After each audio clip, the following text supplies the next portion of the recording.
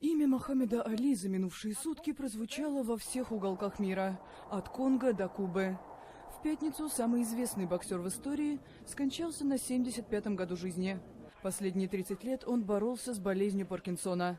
В воскресенье представитель семьи спортсмена Боб Ганнелл сообщил, что Али умер от септического шока, вызванного, цитата, «неустановленными естественными причинами».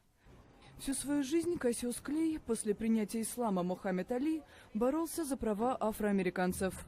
В Гарлеме, районе Нью-Йорка, где традиционно проживает много темнокожих, об этом не забывают.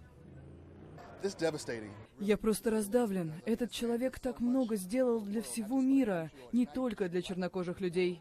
Он был послом, лидером, наставником, чемпионом. Список можно продолжать бесконечно. Нет такого слова, которое могло бы описать масштаб его личности.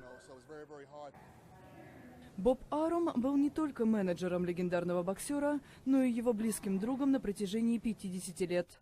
Он считает, что помнить Мохаммеда Али надо не только как великого спортсмена, но и как человека, боровшегося против расизма и войны в то время, когда это было очень рискованно.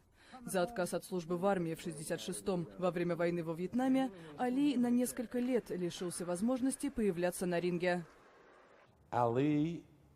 Али за все время, что я его знал, ни разу не пожалел ни о чем.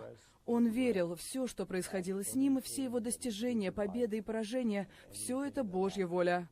И он принимал ее и был счастлив. Мохаммеда Али похоронят в пятницу в городе Луисвилл, штат Кентукки.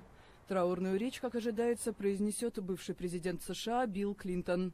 Церемонию будут транслировать интернет-каналы на нескольких языках.